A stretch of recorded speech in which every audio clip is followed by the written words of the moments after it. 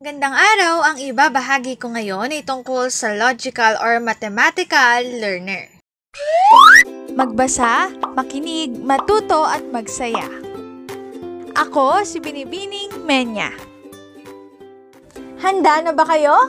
Tara na, umpisa na nating isa-isahin at pirapirasuhin ang mga detalyeng nakapaloob dito.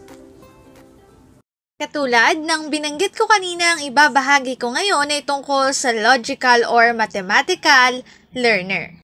Kamakailan lang ay naibahagi ko na ang intrapersonal learner, naturalistic learner, verbal linguistic learner, interpersonal learner, spatial visual learner, bodily kinesthetic learner, pero bilang balik-aral ay ibabahagi ko muli ang mahahalagang detalye. Kapag sinabi nating intrapersonal learner, ito ang mga individual na magaling mag-control ng sariling emotion.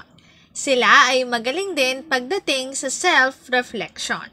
Kapag naman sinabi nating naturalistic learner, sila naman ang mga individual na mahilig sa outdoor activities.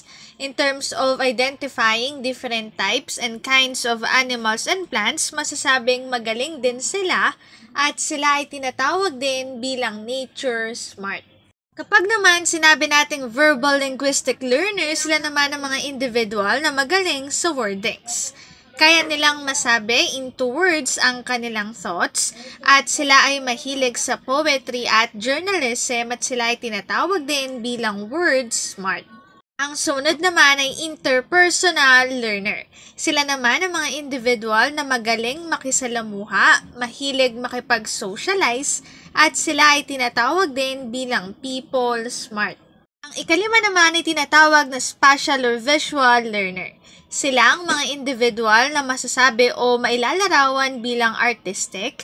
Sila ay may talento sa photography, painting, at sculpting. Ang sumunod naman ay bodily kinesthetic. Sila ay mahilig mag-TikTok kasi magaling at marunong silang sumayaw.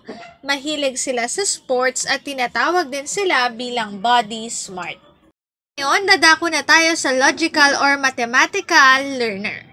A logical or mathematical learner is good with numbers. You like to understand the reason and logic behind the information studied and have the ability to analyze problems logically to reach the best possible outcome.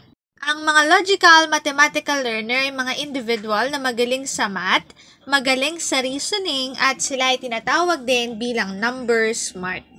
It's quite common for logical learners to come up with their own theories or patterns based on their observations because they are natural thinkers with strong problem-solving skills. Isa sa mga kakaibang kakayahan ng mga logical or mathematical learner ay kaya nilang gumawa ng sarili nilang formula, sarili nilang technique sa pagsagot ng mga problem.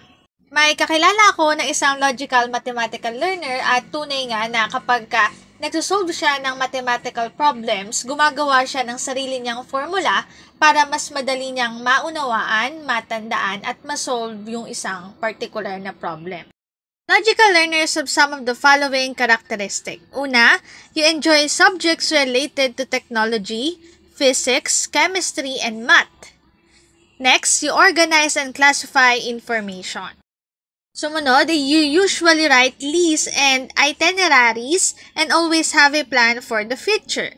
You prefer statistical studies over keeping a journal or analyzing literature.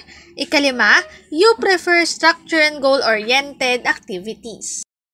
Ika-anim, you enjoy creating graphs and charts. At panghuli, you can easily find and understand mathematical patterns between different objects.